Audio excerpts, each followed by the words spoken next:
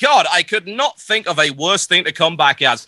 I'd prefer a slug, honestly, but there you go. I'm a little bit biased. Janook versus Liquid Tyler. Tyler is 2-1 up, and here we go. No stopping this one. Janook in the purple trunks right here on the Shakuras Plateau. He is playing Terran, shockingly. And his opponent in the green trunks is Liquid Tyler, playing Protoss. Like I say, last game, honestly, massively amazing, huge macro from Tyler. Massive amounts of it. He was up supply most of the game. Janook had a good defense. He had the right response to it. The problem is he was spread too thin, and he had that one tiny little weak point. Amazing awareness there from Tyler. He saw exactly where he needed to strike. He forced Janook to unsiege, at which point that was it. He knew it. As soon as he unsieged, he gutted Janook. Jinro said make tanks. It's the right approach. You just didn't have enough tanks. And in the right places. But hey, 95% of the map, you did a great job of covering that. But, you know, what I got to say about that, Janook's harassment was absolutely fantastic. I've got to admit, took me completely by surprise. He went with the quick Banshee with the cloak upgrade. Of course, observers now cost about 3 pence each. I can buy them down the local shop. In fact, they're cheaper than this packet of crisps that I've got right here. You hear it? Yes, packet of crisps. That cost me more than the observer. Very upsetting, honestly.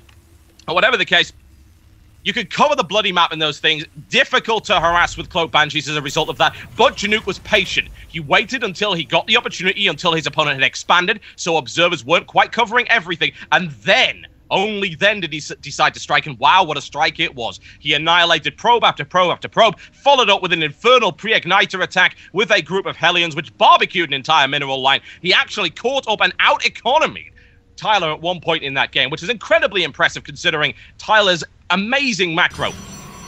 But unfortunately, at the end of the day, it just wasn't quite enough. Tyler was able to break through that tiny little weak point in the siege line, and that, as they say, was that. The question is, how is Janook going to respond to that? We could be going straight into reactor. It is a possibility. He could go back for that approach. Like I say, the Thor push did very, very well. I just have to wonder if it will work again. It was a neat trick, an extremely neat trick, and very well executed.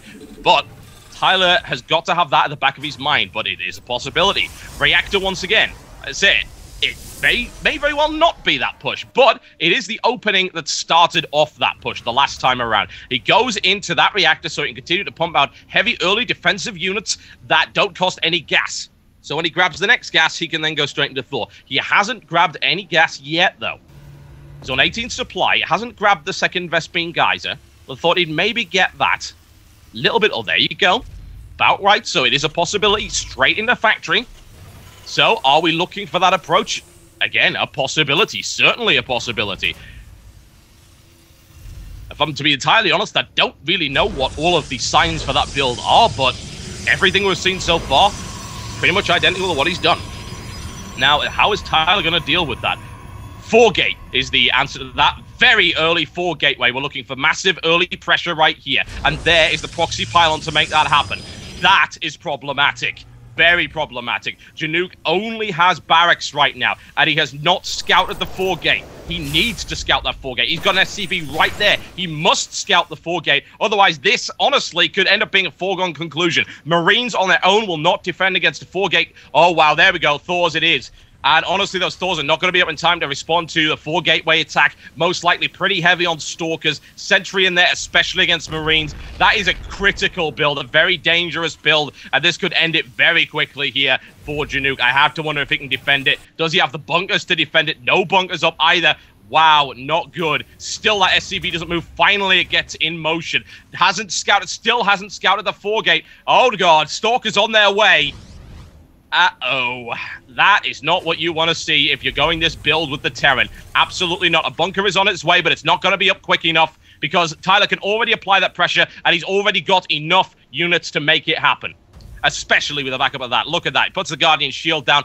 Huge amount of damage reduction. I mean, think about that for a second. That's 2 damage off of 6. You've got 33% of damage up. He's got a support proxy pylon up, more Zealot. God, I don't want to call it this early, but if Janook defends this, I will be impressed as hell. Honestly, I really will, because he's completely outnumbered. He really went all in for the 4-gate right there. And Janook is lagging out. Oh, wow. Ouch. Unfortunate. Unfortunate. Now, of course, disconnecting at this point will simply, you know, this is not done tactically. I'm just going to point this out.